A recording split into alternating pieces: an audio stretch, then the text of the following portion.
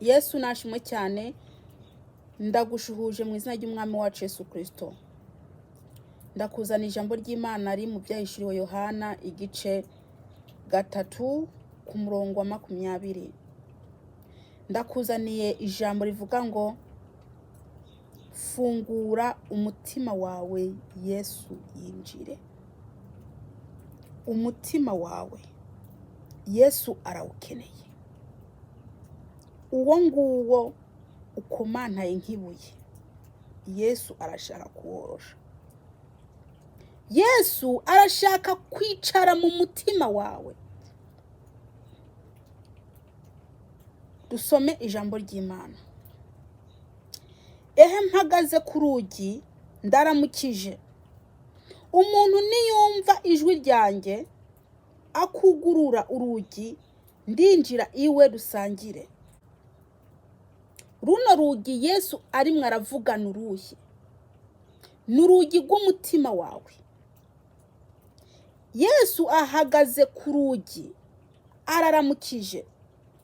Kandi kuri wowe uri muranyumviriza, Yesu ntaramukije rimwe gusa. Abandanya aramutsa, akomanga. Ariko wamuhejeje hanze. Yesu Kristo ikintu arimo aragushakaho nuko wamwemerera akakwinjiramo. Umutima wawe akawuganza, akakubohora, akagutandukanya n'ibyaha, agafata ubugingo bwawe aho buboheye akabubohora, akakugira icaremwe gisha. Ariko mwebwe ntago mushaka ko yinjira. Muzageza ryari kumuheza hanze?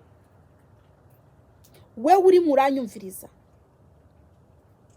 ni kangahe umaze kumviriza ubutumwa bwiza?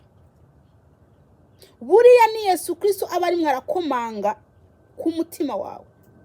Izo ndirimbo z'Imana uguma wumviriza, buriya ni Yesu ari mwarakomanga ku mutima wawe.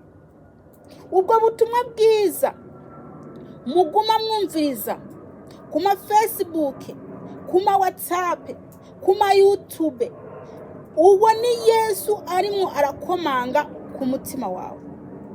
Ariko n'ubu ntago urasobanukirwa ko Yesu Kristo ashaka kuhinduka. Muhinduke. Niwanga kumufungurira ngo yinjire muri wowe, urafite ibibazo.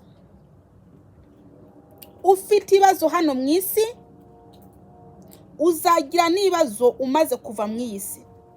Kuko ibyo bibi byose murakorera mu isi bizakugaruka ukiri mu isi, bizakubabaza. Nibyamara kukubabaza ukiri mu isi, niwamara kuva mu isi ugenda unabihanirwe. Yesu Kristo ashaka kubohora ubugingo bwawe aho buboheye ikuzimu. Bamwe mutambuka mwarapfuye, babona uno mubiri ngo urakomeye, yamara Imana ikakubona kuri umupfu. Nubwo muvuga ko mwakijijwe, ariko muracara abapfu. Yesu ntago arakubona neza. Yarakubuze wewe wa mukobwa we, yarakubuze wewe wa musore we, Yesu yarakubuze wewe wa mama we, Yesu yarakubuze wewe wa mpapa we. Murakora ibyaha. Uko gukora ibyaha kwanyu kuriko kuratuma Yesu Kristo atababona. Ari mwarabashaka yababuze. Kandi mwirirwa mu mashengero, kandi mwirirwa mu baririmbyi, kandi muvuga ubutumwa bwiza. Ariko Yesu aracabashaka ngo nimufungure imitima yanyu, nimufungure yinjire. Ni kubera iki arimo aragushaka kandi witwa kuri umuririmbyi? Ni kubera iki Yesu Kristo arimo aragushaka kandi witwa ko uri umudiyakoni? Nuko yakubuze. Ukora iyo mirimo yamara Yesu atakubona. Mwene data, wahindutse ukavavanura n'ibyaha bitandukanye, ukavavanura n'uburozi, ukavavanura n'ubupfumu, ukavavanura no kwambara ubusa, ukavavanura no mbese n'ubusambanyi, ukavavanura no kwirirwa mu bapfumu. Ibyaha byose uzi bizakurimbura ukabireka, ukavavanura no kwihindagura, gukosora Imana. Ibyo byose bizarimbura abantu, kandi birimo biranarimbura abantu. Umwami Yesu nimwamufungurira mukemera kinja mu mitima yanyu, azakora ibintu bikomeye muri mwebwe, azahindura ubuzima bwanyu bwo mu mwuka kandi no mu buryo bw'umubiri, azabahindura ubuzima. Mureke kumuheza hanze. Hari icyo abashaka ko, nuko ashaka kugira iki, nuko ashaka kubahindura. Ntashaka ko mupfa ndubi, ariko ashaka ko mubona ubugingo budashira. Kubera iki muri ko muremera Satani akabayobora? Satani ntago ari we yabaremye, mwaremwe n'Imana nzima. Kandi ikindi, Imana ntiyabazanye ngaha mu isi ngo mukorere Satani. Yesu yabazanye aha ngaha mu isi ngo mukorere Imana. Uwo mugwanizi mumwiyambure, mutandukane nawe, ibyo byaha mubimusubize ku mutwe, kuko ibibi byose biva kwa Satani. Mwene data, hinduka bicitwa uyu munsi, hinduka bicitwa uyu munsi. Wewe ukiri mu byaha, wowe ukigenda mu mapfumu, erega niwe ubwirwa. Umwami Yesu ntakubona, yaragushatse wagiye yarakubuze. Mwakwihanye, mwihane rwose, ntimuze murimbuke.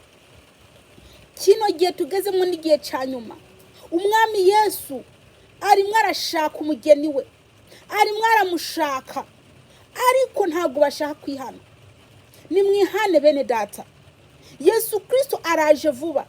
Ni nayo mpamvu ashaka kwinjira mu mitima yanyu, ni nayo mpamvu ashaka kubahindura, ni nayo mpamvu ashaka kugendana namwe. Umwami Yesu arabakunda, nimuhinduke rwose. Yesu natugiye neza. Yesu Kristo arimo arashaka umugeni we. Yesu Kristo arimo arahamagara umugeni we kugira ngo yitegure. Mugeni wa Yesu, uri mu biki? Ko wakunze isi, wakunze iby'isi, yamara umukwa kurindiriye, uri mu biki? Nimwihane bicitwa uyu munsi, mutandukane n'ibizira, mutandukane n'ibyaha bitandukanye. Yesu Kristo ageze ku rugi, aje kujya atwara umugeni. Mwene data, wahindutse, uri mu biki? Urindiriye iki? Ese urindiriye ngo uze upfire mu byaha byawe? Reka ndakubwire, niwapfira mu byaha byawe uzireguza iki? Ko ugumubwirwa, ugumuhanurwa, uzavuga ngo ntiwumvishije, uzavuga ngo ntiwabwiwe. Kandi Yesu Kristo aguma gushaka, arimo arakubura. Emera ufungure umutima wawe, niwemere uwo mutima wawe woroshe, maze Yesu yinjire kugira ngo agire ibyo ahindura muri wowe. Ubugingo bwawe burokoke. Erega ubugingo bwawe buracaboshwe. Nubwo uvuga ubutumwa uracaboshwe, nubwo uririmba uracaboshwe, nubwo mbese uri umudiyakoni uracaboshwe, kubera ko hari ibyaha uri muragenderamo nawe uzi, wewe ubwawe uzi. Muhinduke rero kugira ngo umwami Yesu niyagaruka azasange mwiteguye, hanyuma muze mujane. Ariko bizabaramarira igihe uzaba wasigaye mu isi witwa ngo warakijijwe, ugasigara mu isi, abandi bakagenda, ugasigara witwa ngo uri umukristo. Mugasigazwa n'utuntu dupfuye, utumekapu, udusuko, mbese utujya tuntu mvuga ngo ni dutoya. Utwo nitwo tugiye kubarimbura. Utwo muhinduke, mukuruguture amatwi yanyu mwumve. Umuriro uriho, n'ijuru ririho. Mukwiye guhinduka, mukamenya ukuri, mukareka kuzimira. mureke kuzimizwa n'inyigisho zigiza zizimiza muri ko murumva. Muri ko muranywa amazi y'ibirohe, ariko amazi y'ibirohe azabarwaza mu nda. Nimwemere Yesu yinjire mu mitima yanyu.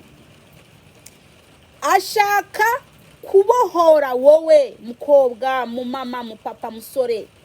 Umwami Yesu ashaka kubohora, ni nayo mpamvu ari mwaragushakisha akoresheje ijambo. Dusenge Imana. Uri tayari, niba wumva ko ushaka kwakira Yesu Kristo umwe n'umukiza wawe, cyangwa ukumva ko hari ikintu kikurega wakoze, wari ukwiye gupfukama aho ngaho uri, tugasenga Imana. Tugasenga Imana mwene data, amaraso ya Yesu akakubonekaho. Wewe ushaka kwihana ibyo byaha byawe, pfukama aho uri, ndagusengera. Kandi wizere ko wababariwe mu izina rya Yesu. Dusenge. Mwami wacu Yesu Kristo, ndakweretse bano bene data mwami, bano bafite ibyaha mu mitima yabo, bano bashaka ko ubabarira. Ndakwinginze imbabazi zawe zibabeko mu izina ry'umwami wacu Yesu Kristo. Amaraso yawe mwami agende asibe ibyaha byabo, agende abihanagure mu mitima yabo mu izina ry'umwami wacu Yesu Kristo. Ubafute mu gitabo cyo kurimbuka, ubandike mu gitabo cy'ubugingo mu izina ry'umwami wacu Yesu Kristo. Ukubite imyuka yose mibi yatuma bacumura mu izina ry'umwami wacu Yesu Kristo. Ubaha imbaraga zo kunesha ibyaha mu izina ry'umwami wacu Yesu Kristo. Urakoze mwami w'abami kubagiriye neza, urakoze kuko bababariye, ni mu izina rya Yesu Kristo Nazareti. Amen. Umwami Yesu nabane namwe.